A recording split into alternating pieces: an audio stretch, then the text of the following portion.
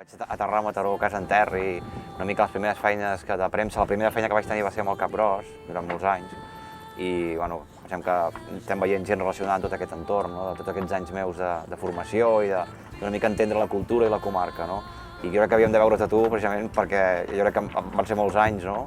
I moltes coses, sobretot amb el capçalera Capgròs, no? I una mica aquest pas de la premsa gratuïta, només d'anuncis a que tingués contingut. Els gratuïts van néixer als anys 80, a principis dels 80, i bé, l'època nostra de potenciar tot el que és la cultura va ser cap als 90, principis dels 90, crec, 90, 92, 93, doncs vàrem descobrir que, a part del potencial comercial que podien tindre aquests mitjans de gran difusió, doncs bé, la informació podia ser un valor afegit a la nostra tasca i consolidar, fidelitzar aquesta audiència que havia agafat el vici, l'hàbit d'agafar els gratuïts. No? En si el Capgròs ja va néixer una miqueta sense voler, perquè l'esperit inicial era un esperit comercial, doncs pensant en el tema de cultura, ja poder el nom ho portava i les primeres portades de la publicació, que si recordeu totes portaven els gegants aquestes figures, gegants i caps grossos i nans de Catalunya, i la gent li va agradar molt, va començar a col·leccionar-ho i això ens va fer veure que teníem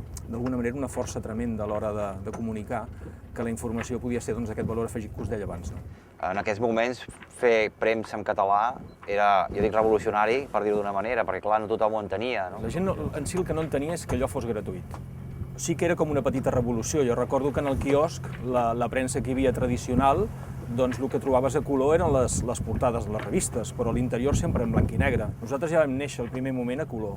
El tema de la llengua va ser un repte també, perquè als anys 80 hi havia molta immigració, sobretot a Mataró, i fer una publicació en català al 100%, amb un percentatge de ciutadans que no el llegien i que no l'entenien, doncs realment va ser un risc gran.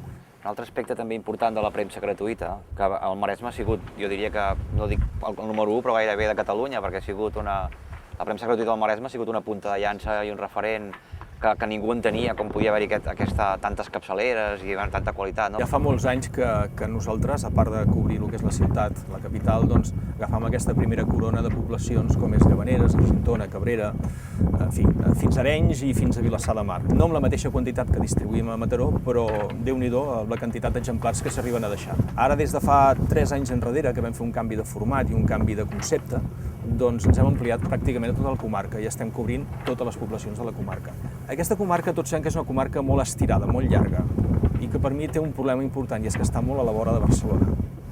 Hi ha com unes certes competències, vull dir, no hi ha almenys sota el meu punt de vista, una mentalitat de fer comarca, de fer pinya. I és una llàstima perquè entenc que la comarca, la situació, el moment que estem vivint ara i tal, poder aquest és un element a potenciar, no? Tot el que aquesta comarca, amb aquest gran i bo microclima que tenim, el mar, la muntanya tan a la vora, en fi, s'hauria d'aprofitar per potenciar una miqueta més aquest esperit de fer pinya i d'intentar fer projectes comuns. No?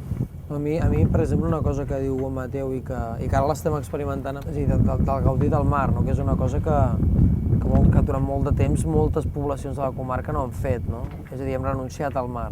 Sí, d'alguna manera el que s'està fent a nivell institucional és entendre que el mar ha estat aquí, que és molt important, que potser n'hi ha més que no pas a terra i per tant integrar-se, no? Aquesta relació, recuperar-la.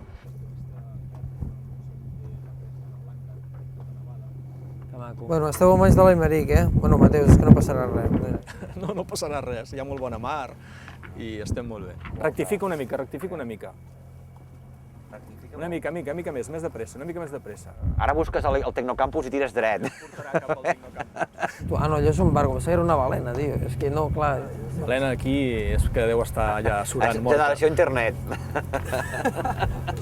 Me'n recordo molt a l'arribar encara quan estàveu allà al local al Camirral, aquell local més petitó, que recordo que en Joan em va dir, no sé com va dir, va, vine allà, dic, hosti, tinc ganes d'escriure. Joan em va dir, va, doncs vine allà i parla amb en Mateu, no?